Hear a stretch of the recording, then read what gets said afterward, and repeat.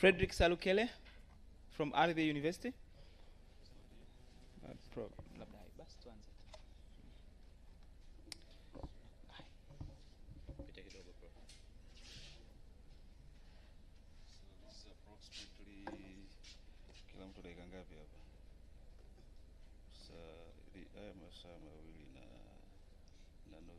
Masaa mawili hata ikiongeza kidogo, kwa sababu baada hapa kuna nini? Ndio saa 11. I think it's okay. Yeah, si panel tu, kwa I think 10 minutes is okay. Good afternoon, ladies and gentlemen. My name is Mohamed Bakari from the Department of Political Science and Public Administration, University of Islam. I will be moderating this session, panel discussion. We have 4 panelists talking on the topic, imperatives of academic freedom and social responsibility of the intellectuals, reflections of staff and staff unions. So we have Dr. Malabar Wekesa from the University of Nairobi. Please raise your hand. We have Dr. IIdephonse Horicubony, University of Burundi. We have Dr. Fredrick Salukele. No, he's not with us. We have Mr. Sabatho Nyamsenda from the University of Islam. And we have also Mr. Robert Kakuru from MUASA, University of Makerere. So each panelist will have about 10 minutes, maybe maximum 15 minutes, but preferably 10 minutes. This is a very topical issue that we have been discussing since yesterday. When we left here yesterday, I thought maybe today there will be no more kind of exciting kind of things that we are going to hear from the members here of the seminar. But as we go on, new things are unfolding and it becomes even more interesting. And I believe the same will be the case tomorrow. There are so many puzzling questions about this topic. Because we are dealing with a problem that is so topical in Africa, across Africa. As one speaker of the last panel was saying here, that Africa, it seems that Africa is one. But I think proper diagnosis of the problem is very important. Here we are talking about the imperatives of academic freedom. Why is it that academic freedom has been in decline in Africa today, probably more than any other time since independence? Why is it the case? Is it because of the structural factors, or is it because of agential factors, factors related to individual human beings? Because I was asking myself, if we are talking of repressive regimes, the regimes were more repressive during the colonial times and immediately after independence than they are today. So why are we experiencing these phenomena across Africa when regimes, comparatively, regimes are not as repressive as they used to be in the 1960s and 1970s? So why are we experiencing this problem?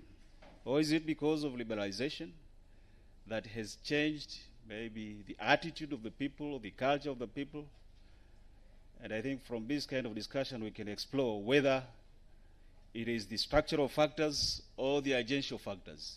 And then we might be able to chart a way forward to deal with this problem. Probably there may be both, but there are things that we can change and there are things that we cannot change. So when it comes to designing a strategy, we have to be a bit realistic. Where do we start?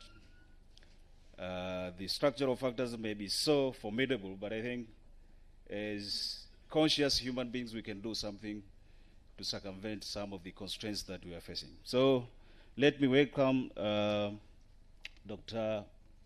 Malabar Wekesa from the University of Nairobi to start the ball rolling. You're welcome.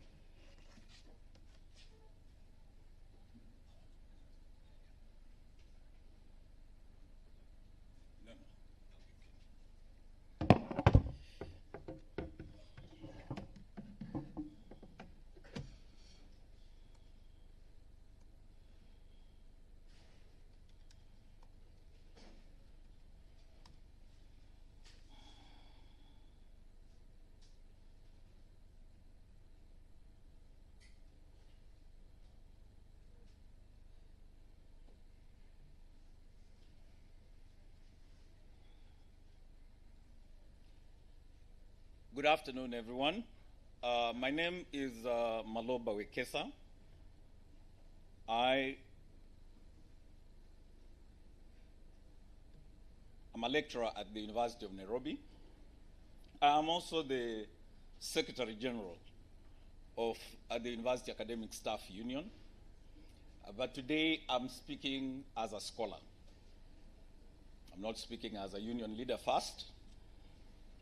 And that scholarship, I want to exploit from, I would say, a very mundane engagement about what academic freedom is all about.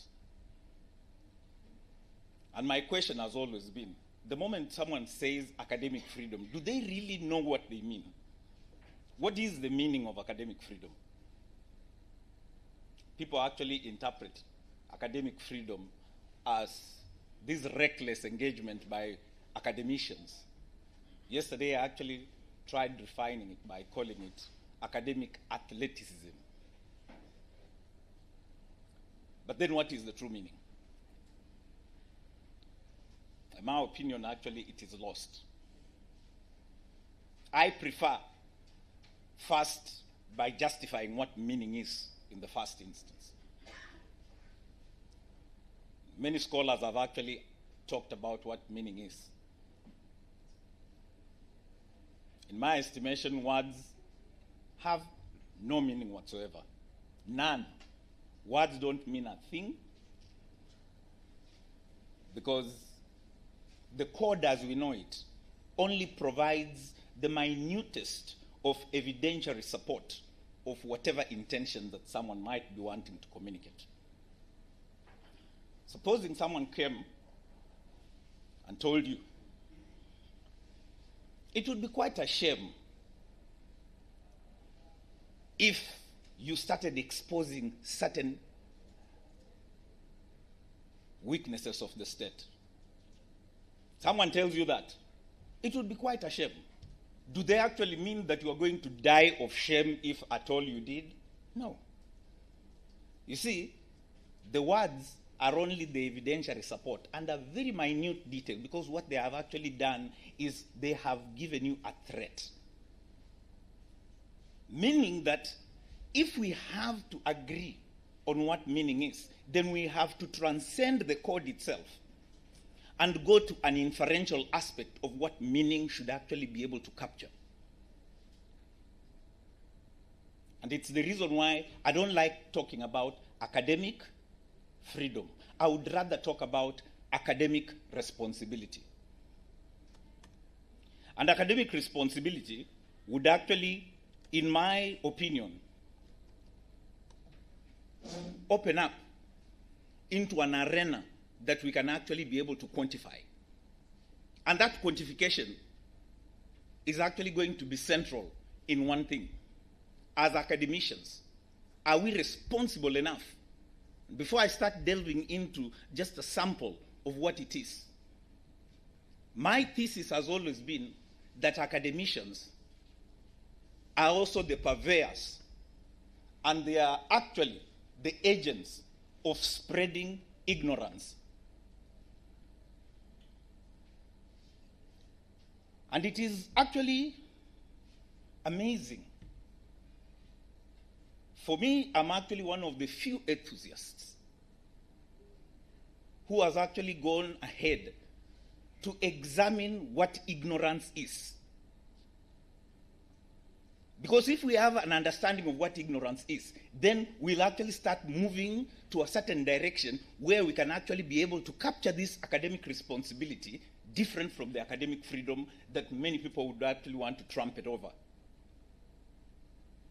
My thesis also has been that we are living in the age of information, but we are also living in an age of ignorance. And it is important that we understand how this came to be. My goal has always been that, can I be able to explore how ignorance is produced, how it is maintained, in what kind of diverse settings is ignorance actually permeating through society? what mechanisms, deliberate or otherwise, do we actually put in play when we want to purvey ignorance? What neglect do we offer? Is there secrecy about what the truth is, so that we can actually be able to expose what then ignorance is? Because every other time, if we don't know what it is, if we have no idea of its epistemology, the knowledge of how to unravel ignorance, then every other time that we will actually be saying we want to talk about academic freedom, then we do not engage as academicians on the very aspects that we might actually be supporting ignorance to go across. This is the field which we refer to as agnotology. Agnotology is the study of ignorance. And I actually feel very empowered the moment I talk about ignorance per se as a subject. Why? Because ignorance is toxic. It's insidious. It is silent. And it's quite slow. By the time it catches up with you, you have no idea.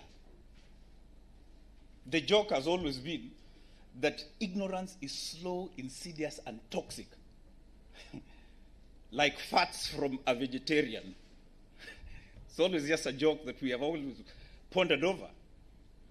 So the primary purpose is, am I able to harness what ignorance is?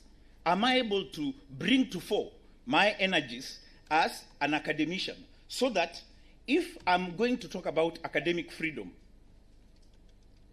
on what premise is it actually going to affect the responsibility of my own self in making sure that I can actually be able to communicate something that is always going to be actionable? Now, many philosophers talk about knowledge, a field devoted to reflection of the topic. Product tie-ins that we as professors would want every other person to actually understand. And we go to these weighty conferences and we ask the remarkable thing that I've actually come to know is that a lot of